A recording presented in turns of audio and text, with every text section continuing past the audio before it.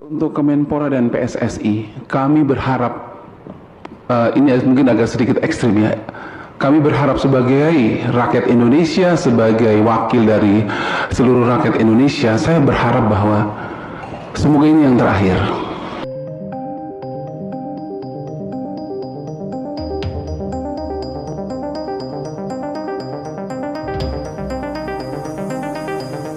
Suasana gedung DPR RI ribut masalah pemain naturalisasi dan meminta stop melakukan perekrutan pemain luar, sampai mengatakan Indonesia tak kekurangan atlet sepak bola. Sosok inilah yang buat gaduh proses naturalisasi di ruang DPR RI. Namun seperti biasa sob, sebelum lanjut alangkah mulianya kalian subscribe channel ini dulu. Dengan satu subscribe kalian mengurangi angka pengangguran yang ada di Indonesia saat ini. Kalau sudah subscribe kami ucapkan terima kasih. Mari kita lanjut. Lagi-lagi masih saja ada oknum yang tak suka akan kehadiran pemain keturunan atau naturalisasi dan diri timnas Indonesia. Parahnya, sosok yang terlibat dalam polemik pemain naturalisasi ini turut andil dalam proses tersebut. Kali ini anggota Komisi 10 DPR fraksi Demokrat, Anita Jakobaga, meminta Kemenpora untuk tidak selalu mengandalkan para pemain naturalisasi. Kritik tersebut ia lontarkan lantaran menurutnya Indonesia punya kemampuan untuk menyuplai atlet-atlet level internasional dari berbagai daerah. Dia mencontohkan sepak terjang daerah asalnya, yakni Nusa Tenggara Timur, yang melahirkan sejumlah atlet kompetitif untuk berbagai cabang olahraga. Kami berharap sebagai rakyat Indonesia, sebagai wakil dari seluruh rakyat Indonesia, saya berharap bahwa semoga ini yang terakhir. Karena kita tidak miskin atlet. Siapa bilang kita miskin? Kita banyak atlet. Kami dari Komisi 10 DPR Rilita Mahfud Arifin juga bertanya soal sumber dana yang dibutuhkan PSSI untuk menaturalisasi pemain keturunan. Apakah ada nilai transfer dari klub kepada PSSI? Anggarannya diambil dari APBN di Kemenpora atau sponsorship yang didapatkan secara private? Terima kasih. Sebentar saja pertanyaan tersebut dijawab langsung oleh Sekjen Yunus Nusi dengan jawaban sangat menohok. Kemudian untuk naturalisasi kami tidak pernah membayar atau memberikan nilai kepada mereka, bahkan ada beberapa pemain seperti Sen Patinama dan beberapa lainnya yang berasal dari luar. Ambon, ada yang dari Semarang, malah orang tua dan kakeknya yang sangat berharap anak-anak ini bisa memperkuat tanah kelahiran orang tuanya. Tanah kelahiran bagi para pemain keturunan bisa bermain untuk skuad Garuda merupakan kebanggaan yang tidak ternilai harganya. Memang polemik pemain naturalisasi ini belakangan terus mencuat dan selalu disusul oleh alasan-alasan yang tak berdasar.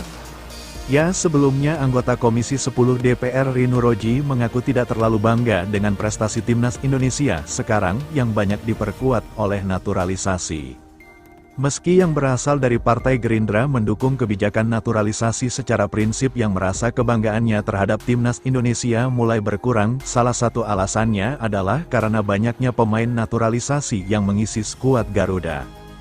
Hingga hampir mendominasi seluruh tim. Ia menyoroti bahwa strategi naturalisasi yang dilakukan PSSI tidak bisa dijadikan solusi jangka panjang untuk mencapai prestasi instan seperti memenangkan turnamen atau kompetisi internasional.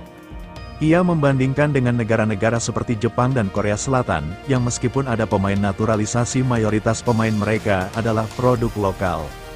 Lebih lanjut, menurutnya Kemenpora serta PSSI perlu mencari formula lain untuk meningkatkan kualitas individu pemain sepak bola dalam negeri daripada mengandalkan naturalisasi sebagai solusi utama.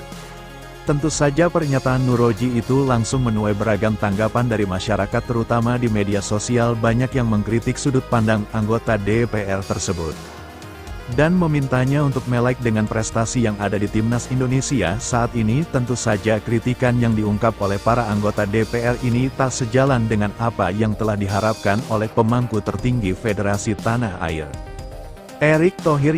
Padahal Erick Thohir berharap Komisi 10 DPR RI dapat memberikan dukungan penuh untuk memperlancar proses naturalisasi dari para pemain keturunan.